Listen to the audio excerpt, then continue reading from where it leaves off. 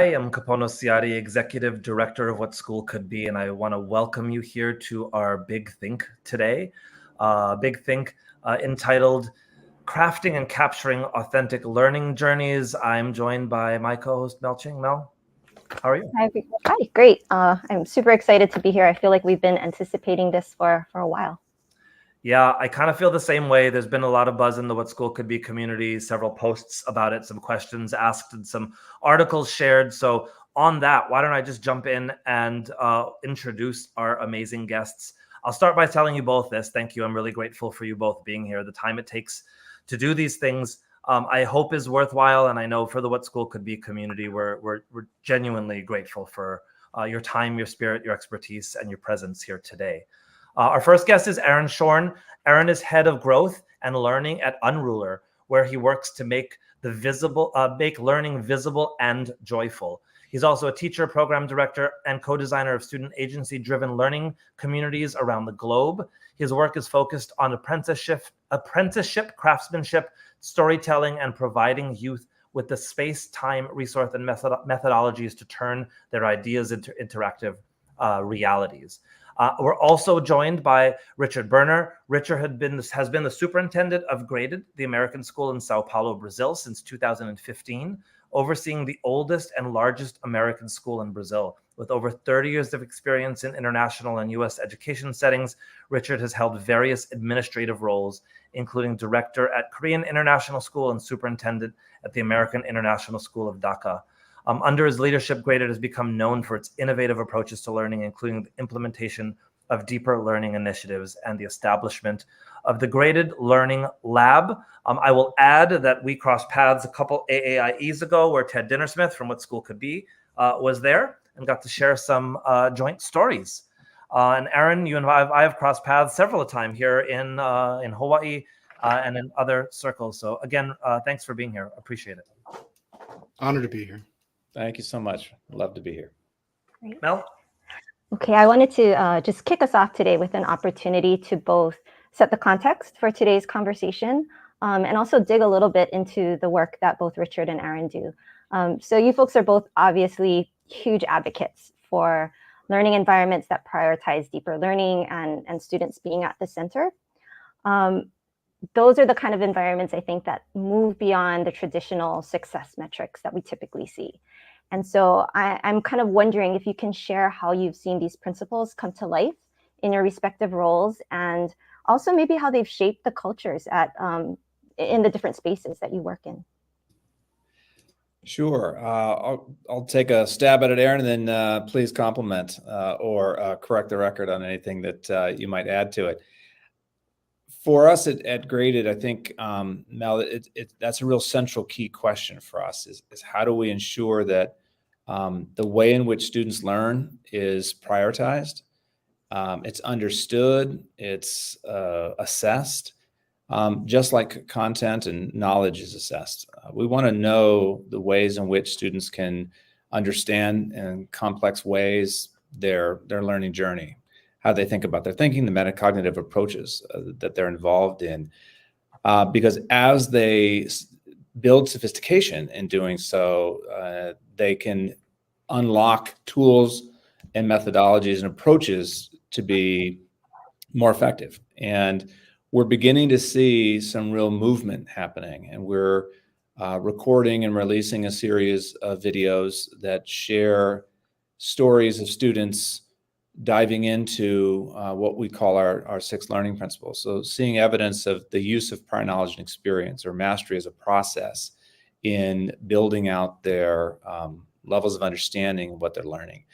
As important as knowing things and being able to do things is, it's equally as important in what I do with what I know. And that's really what we're trying to get at. And how do we assess that from a teacher perspective of how they deliver that understanding to young people?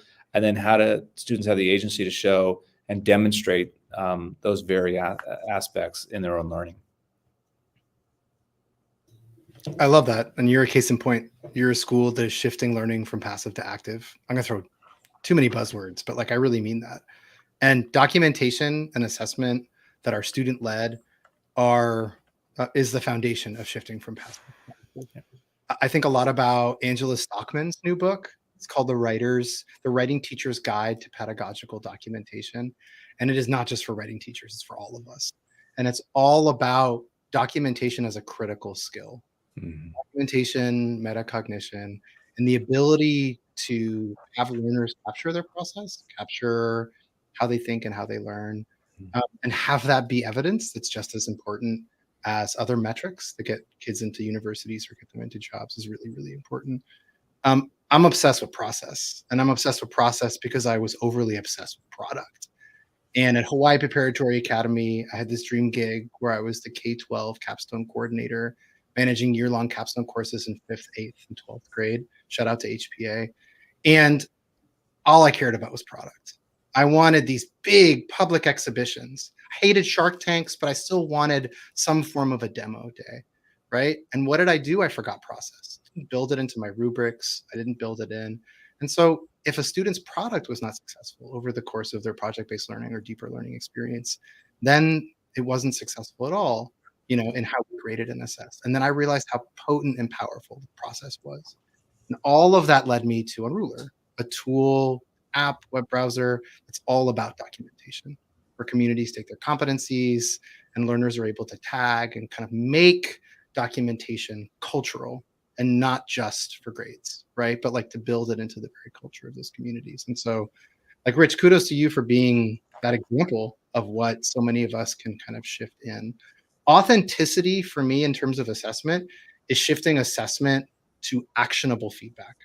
When you give a learner feedback that they can implement into their project or into their life. And it's really curse word sad how rare that is, right? Learners very rarely get quick and actionable feedback. And more importantly, that's usually only coming from one person, which is the educator. But what's happening at Graded and other institutions, and what my tool, the tool that we work on, it's really all about, is having other learners be teachers of each other. Having learners be able to get assessed to assess and to be able to, in a more communal way, build out that authentic learning community. Mel and I were talking when we were preparing for this conversation. We were both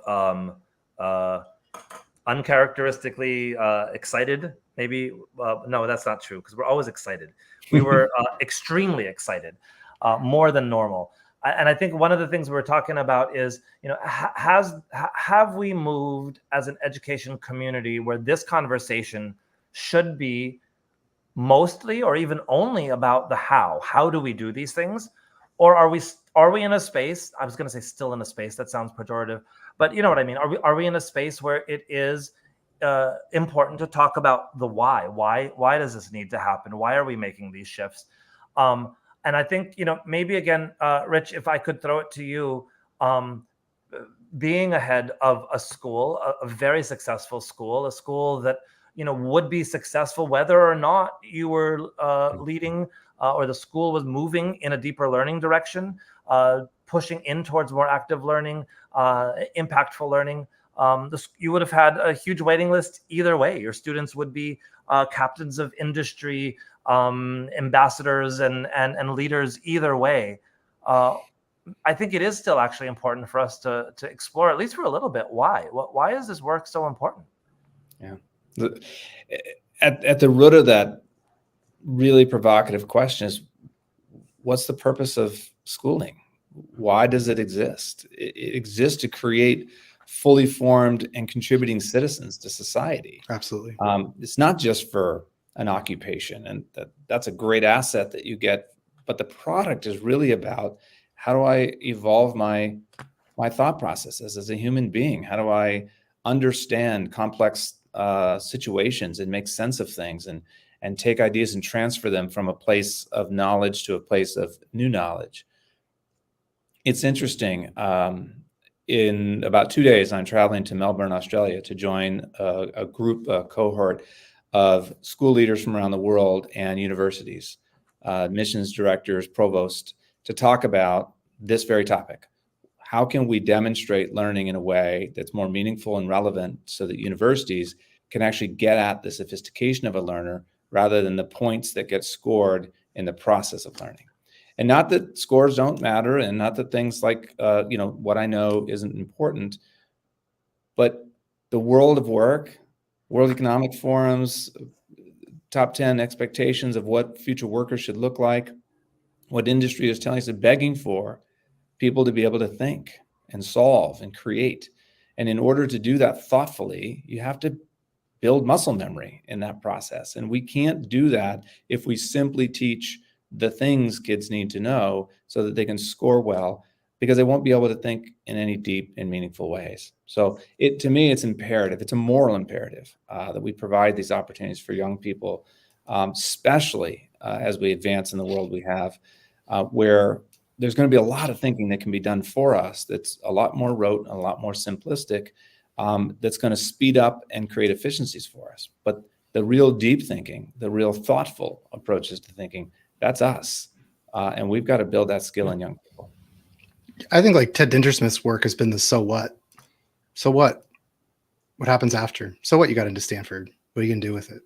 Mm-hmm. Right. And there's so many anecdotes in the speeches he gives, the work he does about someone not being prepared for that experience, someone not knowing what to do because they haven't been, I don't know, given the opportunity to become active, shift from passive to active.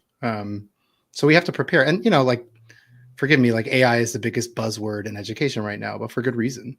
What I love about AI is it calls into question bullshit assignments that we should have never been doing in the first place. Right. And like, you know, I think that's the exciting piece of it. It allows students to do research and project-based learning. It allows them to iterate, ideate, all the things that we're really excited about with adults. Our kids can now do them and build projects out that have more impact faster. Mm-hmm. And so what's really important, that they know how to capture process. It's really important is that they can DIY, right? They can show you that journey of how they built the thing, because the thing's going to get built by AI. And so allowing and giving learners that incredible skill of storytelling, of metacognition, of critical thinking has to be interwoven into our K-12 and higher ed experiences too. Aaron, I want to push into what you were saying about process, but if you forgive me, I'll kind of editorialize on my way to the question there, maybe because I don't have the question fully formulated in my head, and also because I have an idea. So I often think about my own kids' education, and I remember when my son came home for the first time not enjoying science, and I asked him what was different this year. And I'll take responsibility for this. It's not throwing any teacher or school under the bus. I was actually leading that school at the time, and I was not leading the school he was enjoying beforehand, and I was leading this school.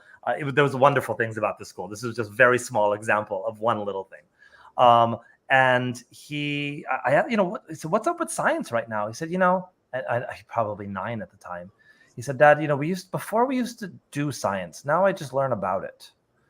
And so, I think about that, Aaron, when you talk about process. I'm wondering if that's part. I'm guessing that's part of what you mean about process. Is it part of what you mean about process? And can you talk to us a little bit more about that? Yeah, I think I was naive when I shifted from being an educator and going into ed tech. And I have a healthy skepticism and semi-hatred of ed tech as an industry. So it's funny now working in it. But I was naive in that I assumed more learning communities had cultures of reflection and documentation that were authentic. And even some of the coolest ones do not. They don't give learners time to actually reflect. And I can say Cobb cycle, I can throw Dewey at you, but like all great learning communities know that learners, in order to fully flesh out what actually happened and how they're growing, need time to do that.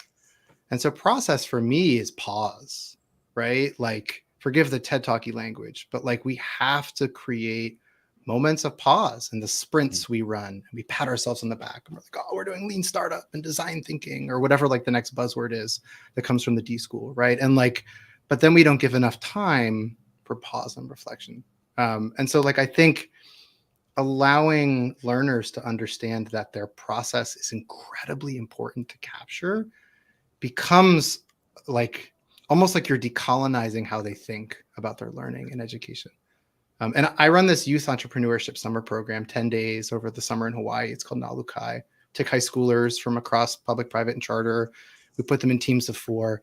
And like the first 2 days are like, okay, this is not school. This is not school. You share your ideas and your process with each other.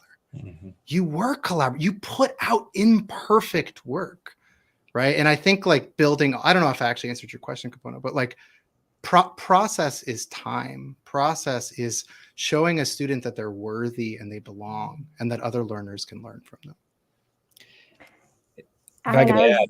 Oh, no, go ahead, Richard. Sure. You know, we're piloting our learning principles in a high school economics course in a way that we're trying to measure. It's really fun. We're trying to measure how students are using the learning strategies, the learning principles, our 6 principles, in effective and meaningful ways in relation to what they're learning. And so what we've done is, as students go through a learning experience, the teacher asks them to look at our learning principles and reflect. We have a series of I can statements around the outcomes we expect of these learning principles for teacher and for student. And we ask them to think about those things and then journal and write about the process of learning they went through in relation to one of the learning principles or more than one. And the ways in which they're articulating their thinking about their learning, they've never done that before. They can get feedback about the results or the right or wrong answer or their ideas, which is helpful, but they've never really sat and had the metacognitive experience to ask themselves about how they're going about their learning and what tools that we've helped them understand and use that they're leveraging, and did it work or did it not work? And so after the first series of these activities, these journal writes, and the teacher read them and reflected, and of course gave feedback on them, because feedback that isn't used isn't worth anything. And then within about a week, when they were going through their next kind of learning experience and kind of culminating, the students said, "Do we get to write again? Do we get to write again in an economics course?" They are desperate to articulate and describe for themselves, to teacher, to audience, to each other, what it was and what it is that they're going through in a learning experience. And later we'll geek out about that relationship with Unrulr, because there's something magical there too. Rich, I actually had another question for Aaron, but I'm seeing a bunch of questions in the chat right now that's about metacognition and so forth, and pausing. So I want to elevate this one really quickly. And this guest is asking, I would love to learn about, from all the educators here, how to support metacognition for teens. So what advice do you have for all our viewers out there? Well, I think Aaron was already starting to get there. The idea of process and pause. If you don't take time to ask students to think about their thinking, they won't think about their thinking, because they'll be thinking about solving the problem you put in front of them, and they'll be doing task for teacher. So you have to build and scaffold into the learning experience places and spaces for students to reflect and think. And there's a variety of strategies you can do that. There's collaborative strategies and independent strategies you can apply, and techniques, but it's a practice to help young people think about what it is. For example, just the simple idea of, what do I already know about this that I could use to help me understand this in a more sophisticated way? That's a metacognitive process. I literally take a flashlight, I shine it into my brain, and I work and I struggle to pull back information that is in there in my long-term memory, to bring it forward and then apply it to a context that's new to me. That's a skill set. And as you practice and do that better, you become more efficient and more effective at that strategy. And those are things we teach with our second graders. And they become really good at it. And by the time they're in 5th, 6th grade, the ways in which they can think, and interestingly, what our parents will say is that the conversations and the way they're describing their learning is changing, and how they're able to articulate what learning looks like at the school. In most schools, metacognition goes to die in 6th or 7th grade.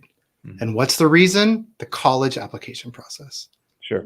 That commodifies all learning to be a weird form of performance. And that form of performance isn't even accurate on the talent or growth and skill of a learner. To answer that question, don't ever say the word metacognition to a teenager. No.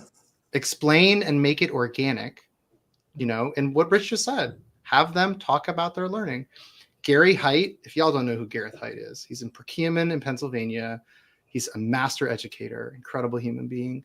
He does this thing in Unrulr, and it doesn't have to be in our tool, where he asks his students to explain how their mind works using imagery. And he models it, which is all great teaching. And he talks about his mind and how it works. He sets the culture and stage for like, this is what English class is going to be like.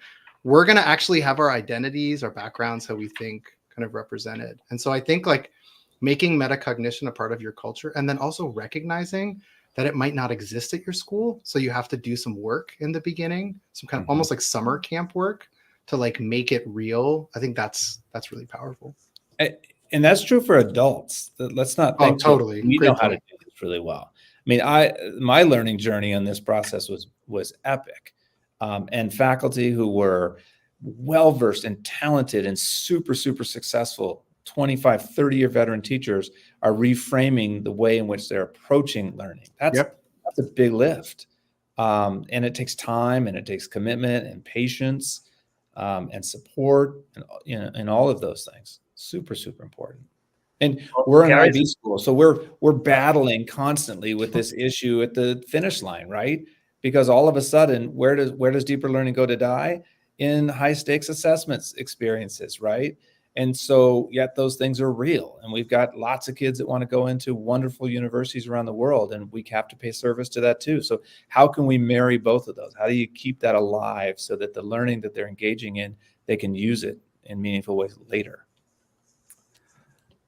Gary says hi in the chat, by the way. He's there. So Aaron says hi to everybody. And Mel, I'm thinking about a preschool class that I went to visit at Mid-Pacific Elementary School on a tour that I did with Edna Hussey. We've had a discussion with her on what school could be in the past, and her brilliance in Socratic approaches with really young kids. And I just remember it was the second half of the school year, so they were no longer 3, most of them. They were 4 years old. But the 4-year-olds having a 20-minute Socratic discussion that the teacher launched, and then stepped back and watching 4-year-olds manage their discussion. And so much of it was metacognition, that they were aware of the conversation happening around them, not just the internal conversation in their brain. And that blew me away with little kids. But, Aaron, what you said is really interesting around this, that how much of this do we naturally have? I mean, I think we actually do have quite a bit of it naturally, right? Little kids do have a lot of this going on. Sure, we have to coach it out of them. We need to teach it up. We need to point it out to them. They need to grow in it. And then we put a lot of work into doing it, and then the systems of school end up squashing it in the end after we hopefully put a lot of work into doing it. But Mel, you said you had another question you were going to ask Aaron, and then we went on the audience question. No, and actually, I think my question was answered right here. It was basically just kind of around the idea that there are other role groups, right, in school environments. And so when you're looking at process, it's not as readily apparent or easy to see the kinds of things that kids are learning, right? And so my question was really around, well, how do you coach those other role groups and help them understand the importance of process and what that might look like as part of the learning? I love that. I'm a sports fanatic, and I love the current Boston Celtics, and I love Joe Mazzulla, who's their head coach. And Joe has this quote. He says, "Agency over efficiency. Agency over efficiency." And I love that. And I love applying that in classroom settings as well. It takes time to build up learners to be teachers of each other. But when you do it, you magnify how many teachers you have, right? There's this concept in Hawaiian education that like you truly get better at something when you teach it. And so like the tool I work on is all about communal learning. How do we get learners to see into each other's process? How do we get them to coach each other, comment, engage, ask insightful questions? And in preparation, I was watching this video of Graded, and there's a student, Martin Hoberman, and I recognize, is it Ariel Raz or Ariel Raz? Yeah, Ariel. And he's leading some incredible workshop as he is one to do.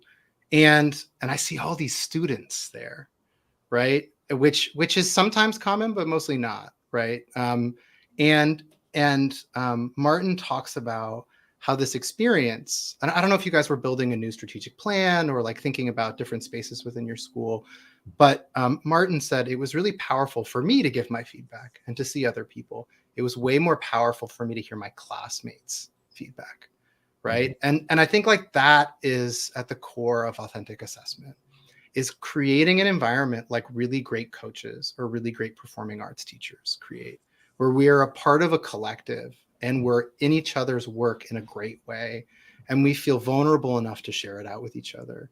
I think that's one of the big steps in being the foundation of authentic assessment. And I think that the authentic piece that's so even more powerful, oftentimes we give authenticity moments for kids at the conclusion of learning, right? So I get to present my final product for Great audience. point. It's a really good point. Right, classic. And then students give feedback. That's great. But imagine what it looks like when you're giving feedback in the moment of the learning. Totally. That's what Unrulr's demonstrating in their work, is that the product isn't finished to get feedback on. It's a living, breathing, growing evolution of understanding, whether it be documented in text or documented in video or pictures or whatever it might be. And then people can live comment on the process of learning. And when kids do that with each other, think about the depth of thinking that they're going through and how it transforms and changes how they perceive learning for themselves. Because now they don't just see a different finished product that somebody produced. They see how somebody else thought through the beginning phases of developing an idea. And then that can alter and change. Say, you know what, I'm going to take that idea because that's better than the idea I had. But actually it makes me think about something else. And let me share that because I think you were kind of thinking about that, weren't you? That's what we do as adults and teams as we're building out ideas, right? But we don't often give kids that chance. Yeah, I mean, just piggybacking briefly, Eric Ries's Lean Startup, which is all about this concept of a minimum viable product. And it's a business concept. You get an early prototype out into the world, you get feedback on it. I was really obsessed when I was teaching full time in getting student work out, not at the end of the capstone, but at the midway point of the capstone. Let's get an MVP out there. Let's get iterations in of an idea, a service, a product. And to me, that, piggybacking off of that is Ron Berger's An Ethic of Excellence, where he talks about artifacts of excellence. Student work that can be way more powerful and potent than what a teacher can deliver because of Zoped, right? Like we learn better from people closer in age. And so I think like when learners get their ideas out into the world and they get data back, when learners get to see the other artifacts of learning, again, there's this foundation that becomes a lot easier to kind of build on. So Mel, I don't know if I'm overstepping to where we were going with the questions or the conversation more than the questions, but I'm really interested to start thinking about like, what does this look like? So I've done what I know what I think authentic assessing is, authentic assessments are. I have ideas of processes. Aaron, you have like you said, you've kind of pushed into this little tech platform, not little, this very cool tech platform from being in schools and a school educator now into this other sphere here. Maybe if I could throw it to you first, because you kind of tracked when things happen and in this learning process, concretely, what is great authentic learning looking like for you? What are those elements? What are those features? What are those components that really good authentic learning should have? It gets built into the schema and operations of your program, meaning there's time for it. So there's a term called Scrum, which comes from Agile project management. We all sit around, we're in person, we share what we worked on yesterday, what we're working on today, and what our blockers are, what we're proud of. So having some kind of a Scrum culture in your institution, in your class, in your cohort, is really important. And, if you do it every day, it's going to be inauthentic, but like figuring out the cadence of what that looks like is really, really important. And then having something that's about metacognition towards the end of the week, where learners just share it with an educator or the entire cohort. How did I grow? What am I grappling with? Who am I as a learner? That's a really important part of capturing this. I like to humans of New York every learning community I'm in. And what I mean by that is I like to have learners' identities be seen and felt from the beginning, and to have everyone in the cohort understand who they're working with. One, it's a great way of differentiating, understanding which learners are going to be comfortable sharing out elements of who they are and which aren't. And two, it allows you, if you're doing any kind of project, to be able to root it in the passions and interests and technical skills of those learners. And then three, most importantly, people understand who's in the room. When they're working on a project, another student has really strong, Google Sheet skills. Now they have someone else to partner with in those spaces. And then it's building it into what you say is important. Your public exhibitions of learning, your milestone assignments, how you grade or how you don't grade, and speaking to the parlance of your students. One of the biggest problems in PBL or schools within schools is the stuff that matters gets graded and the stuff that doesn't matter doesn't get graded.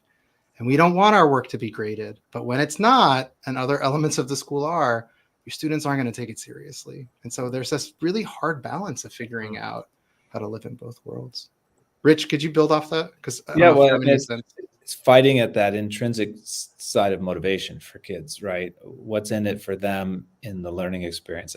I was thinking as you were describing that environment, the word messy came to mind for me, that learning should be really messy. And I was totally thinking about our math classes in the upper school. They're messy spaces, and you wouldn't think math is messy. Tables are strewn about. They're never in rows. Kids are rarely ever at their desks. They're up on whiteboards. The classrooms are just filled with whiteboards, and kids are debating and discussing ways to solve problems. And they celebrate the failures and the errors that they make, because that's how you get past your learning and get moving. The idea of productive struggle, right? Where I'm really wrestling with a concept and an idea, and I can't quite make sense of it. I collaborate, I think, and I process. And this one 8th grader articulated it just incredibly well. She said, I may never see that problem again, but I know I'm going to see problems in my future that I'm going to need the skills that are in my toolkit to solve. If that's not the picture perfect description of what authentic learning looks like that's it. So, we're having a debate right now about what is formative and summative versus what is evidence of learning. Why does it need to be formative and summative? Why does some stuff not kind of count and other stuff does count? Isn't learning counting? Isn't everything I do in the classroom a powerful demonstration of what I can and can't do? And as I'm growing and evolving my thinking. And so what does authentic assessment look like? I think it's all things, all the time. Create a culture of documentation so that it's not weird to document and share. Mm-hmm. And I don't know how to tell you the how of that component, because every school is totally different. Totally. But that's it. When learners lead documentation, doesn't matter how else you grade. You've got all of this incredible evidence. Yeah. And when we ask teachers, if you didn't grade it in the traditional sense, but you observed these kids 80 minutes every other day for an entire year, you know the inside and outside of this learner. How accurate do you think you'd be to match that grade based on what you know about the learning and the demonstration of what you've seen versus what they might produce in these kind of performative summatives? And almost to a teacher, they say, I could get it within a pinpoint. That they know them, they know they're learning, they know because they've seen it, and they've seen it demonstrated over and over and over again. And I'm not suggesting that we shouldn't assess kids and we shouldn't put them through moments where they demonstrate what they know. But the idea that that's the only way or that's the preferred way is just, I think, old thinking. I have this little story about authentic assessment that I'd love to share with you folks right now. I used to be a 5th grade teacher for a long time at a public charter school in Hawaii. And oftentimes we'd have student teachers come and be in our classrooms. And so one year I had a student teacher, and he came to me and he said, I was talking about how your kids are learning about fractions in math. And they were using an egg carton basically to figure out how fractions work and that kind of thing. And he said, my math foundations professor doesn't think that's the best way to learn. And I was like, okay, well, let me ask the kids, do you mind if I tell them this? And so I talked to the class, and I was like, oh, what do you feel about this? Do you feel like you're learning what fractions are and how to use them and so forth? And they were like, yeah, how come? And I told them the story about the math professor. And so I had a bunch of, 10-year-olds totally like offended that this was happening, this conversation was happening. And I was like, well, what do you want to do about it? And so what they wanted to do was invite the professor into the classroom and show him what they had learned. And so we said, sure, we're going to do this. So every member of the class decided what they were going to present, who was going to drop an invitation, how they were going to contact the professor, write the email. And it was just, they set up this whole, almost a celebration in a weird way of what they had learned and how they had learned it. And the day came, the professor came, and he was so gracious, very nice, talked to the kids, was very interested. And at the end of it, he told them, this was so eye-opening for me. And what you have done now is just impacted the way that I'm going to teach all the would-be teachers who come through my classroom. And I was like, wow, that was just a beautiful way for me to see how many of my kids understood that. And not just the math in itself, but really just, all the important skills that they were going to take forward with them away from that experience. So that was just a nice memory that popped up as you folks were talking about authentic assessment. It's a beautiful memory. It's fantastic. I in part of the description of this talk, actually at the end, it talks about authentic assessment and how we move our schools. How do we make this change? What are those steps to making this happen? Without a lot of time, I want to be asset-based and strength-based, and I'd love for you guys to celebrate those moves that do work. And I think that oftentimes there's a lot of resonance with people when we also share what didn't work, and we learn from what didn't work. So without constraining you to like what's really worked, or what are those lessons you've learned from what hasn't worked, maybe if I offer both of those frames to you, both, and just ask the more broad question: how do we change this culture of thinking about, Aaron, like you said, documentation and process? Rich, have you said about putting this into kids' hands, kids' journeys, and changing, the culture of the school? How do we do that? We've been at it for, pandemic included, 4+ years, and we're, to be very honest, still in the infancy stage. And it's varied, right? There are some people that have taken it and run with it. Other people are still expanding their understanding of it. That's totally acceptable, totally understandable. It takes perseverance. It takes grit to stay the course and help frame a way of approaching learning differently. We've been trained forever to design school in a certain way. And students, especially our older students, they've been taught to do school in a certain way. And now we're asking them to think about school in a different way and answer questions related to things that are not the things that they thought they had to know. And that takes some adjustment. The kids will move faster than the adults, naturally, much more malleable and pliable. But, if we could have a whole nother show on the failures I've made in this process, we'd take 2 or 3 episodes, but all for the good reasons. I mean, at least we tried, at least we are trying, at least we're pushing. The speed and cadence that we trained, the approaches we tried, the coaching models and the inquiry projects, there's all kinds of feedback we've gotten from faculty, from that's the best experience I've ever received professionally in my life, to I'm not sure that I valued that at all. And both are valid. So, I don't have a great answer other than you have to stay the course. You have to, you got to be vulnerable. You got to get feedback from your people. You got to hear it and listen to it. But you can't get discouraged and move away from it either, because it's really, really important. And I think probably schools that Aaron is leaning into to discuss Unrulr look at it with all kinds of aspiration and then go, how am I going to get teachers to buy into this? How do I get them to do it and understand it and see the value for it? Because I got this content I got to cover, and I've got my scope and sequence I've got to hit, and those kinds of things. Aaron? I mean, the 2 communities we thrive in as a product are CTE pathway programs, career and technical education. Yeah. And they instantly get it. God, we need to capture internships. We need to be able to have learners document skills, sometimes vocational, sometimes learners that aren't going to university. Yeah. And then the other biggest fit is the places that Rich Boerner lives in, or Hillbrook and Mike Peller and Annie Makula, right? People that are pushing the boundaries of what independent school does in regards to competency-based learning, in regards to documentations.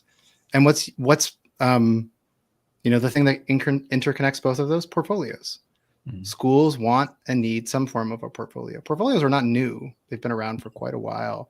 The key is making them a part of your culture and making them either a K-12 tool, a 6-12 tool, a K-8 tool, but having a trajectory and allowing people to have insight into each other's pathways and learning processes.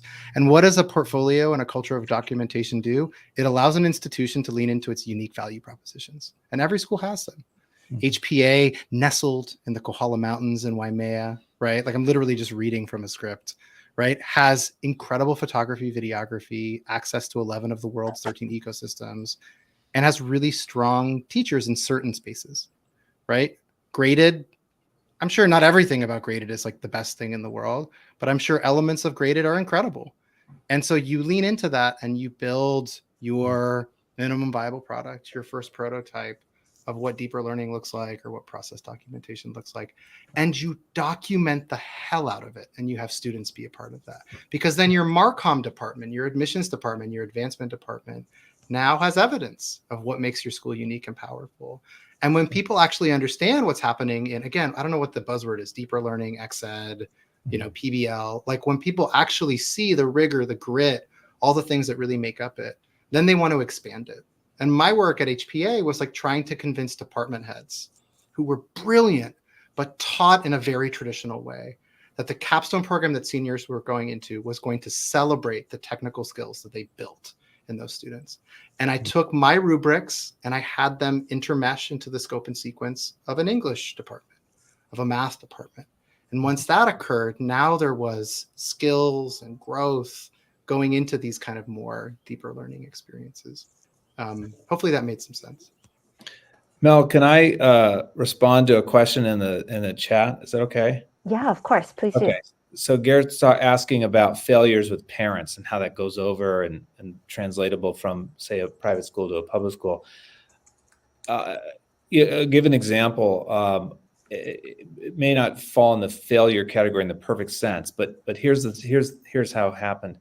When we first trained all of our teachers, we took them through what we called a deeper learning foundations course. We built our own curriculum, created our own course, took teachers back to school. Incredible. Every teacher we put in a micro sabbatical for the entire year. Every teacher missed 9 days of school for training.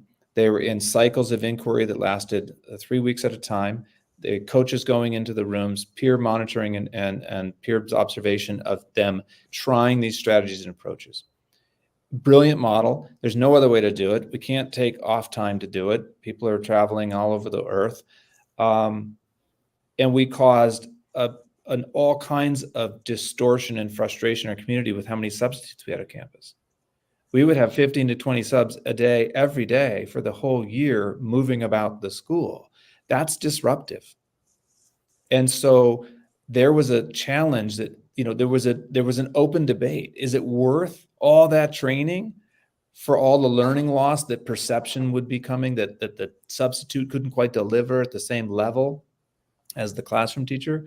We started then flipping and asking teachers to cover for each other, compensate them extra time and other types of benefits, to say, could you help out your colleague while they're in the launch program?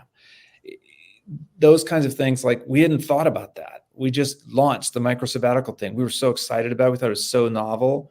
And then the repercussions of those decisions started to kind of filter out. And the board starts asking me, like, what are you going to, you can't keep doing this in year 2 and year 3 when you start teaching the next phases of the courses.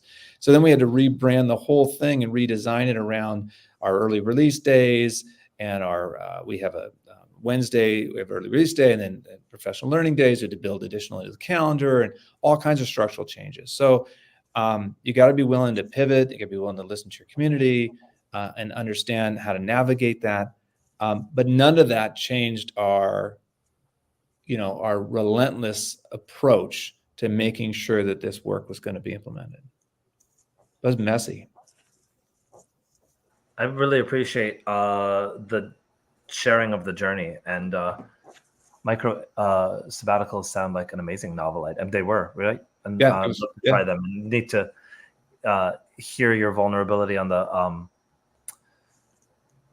the trip ups that happen, even in the midst of probably one of the most cool ideas I've heard recently. Even those ideas do have some ramifications, right? Yeah. So speaking of cool ideas, Kapono, Richard, I had been scrolling through LinkedIn last week, and I saw a post that you did, and we were talking earlier, and we didn't realize that you and Aaron had never met. So you basically decided to connect with each other before today's session. So in that LinkedIn post, it sounded like some magic happened. And if Kapono and I and our viewers were on the wall, what would we have seen and heard? Give us a window into that conversation. Aaron, you're going to be better at this, so but I'll give it a shot.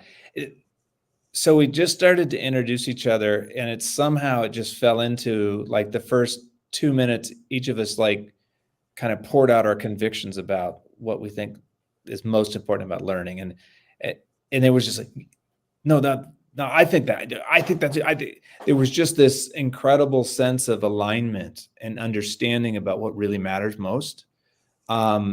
And we talked about evidence of learning. We talked about authentic experience. We talked about agency. And it's fun to find people from different places and spaces in the education sphere that just can kind of link to a common, set of kind of core values, if you will. And so then that just kind of started to feed into examples and stories and narratives about really rich, powerful learning that we've both experienced. And I haven't even got into, and I can't wait to talk to Aaron about my learning journey as a child. Yeah. And the failure and the things I struggled. I was a struggling learner for years and years and years. And why that is then so important in the work I do now, because it's personal. So that was my take on it. Aaron. Yeah, I mean, at Unrulr, we use our own tool as a weekly reflection tool. And I have a reflection that I've listened to actually in preparation for this call. So like 5 minutes after our call, I just went in and did a video and audio of the experience. And what I talked about was this concept that comes from the song "The Light" by Common, late 90s, like hip hop. And he talks about this light that we have.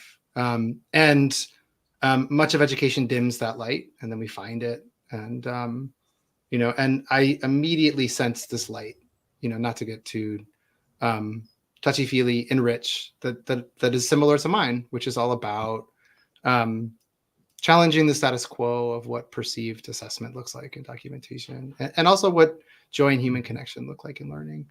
And I reflected in this Unrulr post about how this is what learning should look like with students. We should give them the time and space to form these kind of kindred-like relationships with each other, or with, a mentor that they're working with, and be able to tell that story and capture it and share it out. I mean, you all know, you've been on a call with someone like Kapono, and you're just like, where have you been for the last 10 years of my lonely existence in education? Exactly, like, right. Exactly. Right. Like, or, and for some people, it's like, where has this product been but most of it, it's like, where has this relationship been? Yeah. Because doing this work is really lonely. And some people get lucky and they have a team, but there's a ton of imposter syndrome that creeps in when you're trying to do assessment differently and you're trying to do documentation. And so when you meet someone that not only has a shared belief system, but a shared implementation and iteration system, and has bravery and courage in how they implement, it's a very freeing and kind of beautiful feeling. And you realize that change can happen faster than you think it can. Yeah. I just want to highlight, first of all, Aaron, you promised me you'll send that to me. Okay. Yeah. Cool. Imposter syndrome. I don't know about anybody else in the world, but it's been part of my ecosystem my whole life. And we all put on a facade, right? We all represent a certain thing, and I have to be in a role of leadership. But that doesn't mean I don't go home and question everything all the time. Is it worth it? Is it any good? Am I actually making a difference? Am I putting people through something that I don't really know what I'm doing? But if I didn't have the courage to do it, even when I didn't know what the outcome was going to be, we were building the courses weeks before we were teaching them. We didn't know. We didn't even have all the research understood, but we had belief and understanding and an idea. And then, just like when you teach a new course you've never taught before and you're a day ahead of the kids, sometimes that can be the most powerful learning because you're adapting and pivoting in real time. And, instead of the scripting that happens in a course you've taught 35 times. But that's vulnerable. It's hard. And so I think anybody that's trying to make reform and change in a school, if they don't feel that insecurity, probably they're not pushing hard enough. I love that you shared that, Rich, because I think as administrators, you have so many different role groups that you care about and that you want to see succeed. And oftentimes when you make decisions, it looks like you're placing more value on one over the other, when in reality, that's not the case. So I think that was really a great thing to share out today. Thank you. Thanks. We have a little bit of time, and the question that I typically go to when we have 7.5 minutes left to save the world is, what's one step that we can take? So we got plenty of people online with us right now, right? So super awesome. Richard, Aaron, they're my new superheroes. Oh crap, tomorrow I go back to my school. One step. Many people online, I'm seeing names, I'm seeing people commenting, are classroom teachers. Definitely that's kind of our groove, our jam at what school could be. Whether it's a classroom teacher move or a leader move, either one, it doesn't really matter. What's one thing I do when I go back to school tomorrow? One super simple thing you could have kids do tomorrow: ask them to describe the learning that they've just experienced and write about it. Just write freely. You don't have to have a script. You don't have to have a set of learning principles. You don't have to have a set of concepts. Describe the experience you went through in understanding and learning what you just did. Why did you learn it that way? What did you struggle with? What made sense to you? And then go share it with another student and ask them to give you feedback in writing, on a piece of paper, back and forth to each other. Just that simple approach will change the relationship of students to what they understand, what they care about, and to each other. Amazing. That is amazing because it's actionable. Yeah, I mean, my work is in storytelling and story catching. What stories do you want to tell? What do you want to capture? Who do you want to share it with? Have your learners be at the center of that. It's basically what Rich said. My only yes and would be also have multimedia in that writing process. Why Rich's answer is great is because like any kid can just write something out. But if you give them an opportunity, whether you're using a tool like Unrulr or a myriad of other amazing tools out there, have them document in a modality that feels authentic to them, and then share it, get feedback. I think like people forget that concept of if you build it, they will come. And if you document it, right, they'll understand what you're doing. And documenting it in a way that like pulls on the heartstrings, right, is so much better than like some annotation that either ChatGPT wrote or some anecdote that like people can gloss over. We had a student share an Unrulr post to her father. She's a Swiss student. She's a boarding student at the school. This is before I joined the company. I was using it as a teacher. And it was a video of her as a scientist in a lab. And it was a video of her explaining how she grew. And the dad responded, and it was a hyperbole. He said, "I never need to see a grade again. You have shown me who my daughter is as a scientist." Right? And that was so much more powerful than this like weird parent or student-led conference where we've picked and chosen a couple artifacts, right? It was just from the learner's perspective, who they are and where they're growing. my push for everyone on this call is just be empowered to document your work and empower your students to document their work. I think pausing on, you don't have to ever show me a grade again. I know you've shown me who my daughter is as a scientist is a wonderful place to pause for a second. We'll come back, and I want to thank both of you in just a minute. But before then, I do want to share a couple of other opportunities. I want to share with people a master's in student-centered practices that is co-produced by What School Could Be and Two Revolutions through Spalding University. I would say that one of the reasons why I want to share this opportunity on this call is because every piece of learning in this competency-based masters that we've co-designed with Two Revolutions and Spalding is authentic. There is writing and there is reading, but it's writing and reading that impacts what you're doing in your classroom or school today. There's absolutely nothing that just gets turned in as a summative assessment to a professor who puts a grade on it and gives it to you. There's an informational session on April 18th. If you go to whatschoolcouldbe.org and click on the master's program on the top bar, you can register for that informational session. Applications are due by May 15th. So please do join us on April 18th for the information session. It's going to be amazing. The other thing that we've done is we have really tried to get the price down as low as possible. It is also available for people in other countries like Brazil or anywhere else you're listening to. The next thing I'd like to share is our next big things, transforming the learning experience with Dr. Carmen Coleman. It will be May 7th at 7 p.m. Eastern, 4 p.m. Pacific. And I really do hope you're able to join us for that as well. And don't forget to join the What School Could Be community. You can continue this conversation. You can maybe poke and bug Aaron and Rick at whatschoolcouldbe.org. Click join now or join here, join us. I forget what the button actually says. And join the What School Could Be digital community and keep this conversation going. So on that, Mel, maybe I will turn it to you to have the final word and then thank our guests. Yeah, I'm just so thrilled and excited that we had the opportunity to speak to both you, Aaron, and you, Rich, today. This really made my day, truly. So thank you so much for being here. And thank you everyone else who is viewing this live right now. We're glad that you were able to join us too. So thanks everyone for being here. Thanks. Thanks, Take care. Mel. Thanks, Stefano. An incredible honor. Thank you. Thanks.